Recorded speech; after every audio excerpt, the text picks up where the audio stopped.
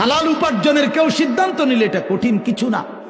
চরিত্র হেফাজতের সিদ্ধান্ত নিলে খোদার কসম এটা কিছুই না। আল্লাহ তাআলা হাদিসে কুদসিতে আছে, ওয়াদা দিছে, কেউ যদি আমি আল্লাহর ভয়ে চোখ হেফাজত করে আমি তার দিলের মধ্যে ইমানের এমন স্বাদ দেব যে নগদ ইমানের মজা সে পাইতে থাকবে।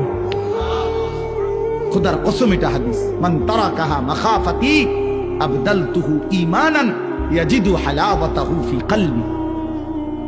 তাহলে গুনাহ ছেড়ে দিলে, আল্লাহকে মেনে নিলে, আল্লাহর ইবাদত করিলে খুব কঠিন কিছু না, খুব কঠিন কিছু না। এজন্য প্রিয় ভাই আমার, বাপ আমার, এই শেষ বেলায় আমি এই অনুরোধটাই করতে চাই, আমরা যদি বুঝি আখিরাত আমাদের জিন্দেগি, পরকালের জন্যই আমাদের প্রস্তুতি, আল্লাহর কথা হচ্ছে, কোরআনের কথা হচ্ছে, ওলামায়ে কেরাম নসিহত করতেছেন, এই সময়ও যদি আমার দিল আন্তরিক না হয় তো আর হবে কখন, আর হবে কখন?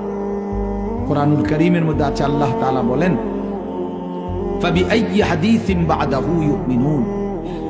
আল্লাহ তাআলা বলেন, বান্দা এই কোরআনের চাইতে দামি আর কোন কথা বললে তুমি বিশ্বাস করতা? তুমি বলো। আল্লাহ নিজে জানতে চাচ্ছে আমাদের কাছে। ফাবিআইয়ি হাদিস, 23টা বছর আমি আল্লাহ কোরআন না